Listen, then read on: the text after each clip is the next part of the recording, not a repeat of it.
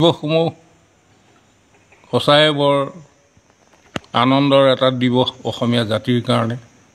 কিন্তু আমি এতিয়া সেইবোৰ সকলোবোৰ পাহৰি গৈছোঁ। আজি জ্যোতিপ্ৰসাদ আগৰৱালা হওক, বিষ্ণু ৰাভাদেৱ হওক, ভূপেন হাজৰিকাদেৱ হওক, ফণী শৰ্মাদেৱ হওক, এইসকলৰ জন্ম মৃত্যু আৰু তেখেতসকলৰ কৰ্মৰাজি আজি যদি বিদ্যালয়ৰ এই কণ কণ ল'ৰা ছোৱালীক এতিয়াৰ পৰাই যদি আমি শিক্ষা এটা দি নাযাওঁ, তেওঁলোকনো কোন আছিল যিয়ে আমাৰ অসমীয়া জাতিটোৰ উন্নতি সাধন কৰিছিলে, সাহিত্যৰ ক্ষেত্ৰত হওক, যিকোনো ক্ষেত্ৰতে হওক। আজি আমাৰ বিদ্যালয়সমূহত দেখিবলৈ পাইছোঁ তেনেধৰণৰ কোনো ব্যৱস্থা সেই দিৱসসমূহ পালন কৰাত তেওঁলোক ব্যৰ্থ হৈছে বা মন নিদিয়া হৈছে।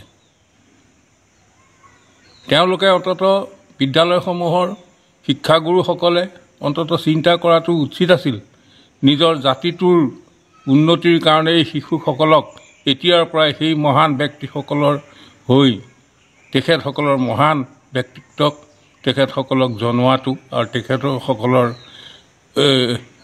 আশীৰ্বাদত তেখেতসকলক যিখিনি কৰ্ম কৰি গ'ল সেই কৰ্মৰাজিৰ ওপৰত তেখেতসকলক নীতিগত কিছু শিক্ষা দিব পাৰিলোহেঁতেন।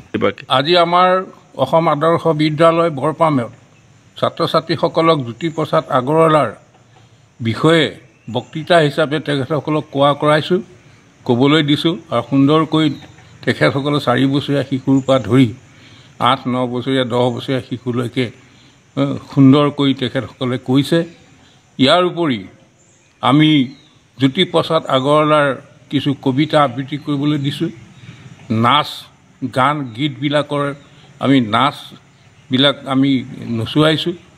ঠিক তেনেধৰণৰ আমি সকলোখিনি তেখেতৰ শিল্পৰাজিৰ বিষয়ে আমি তেখেতসকলক শিক্ষা দিছোঁ।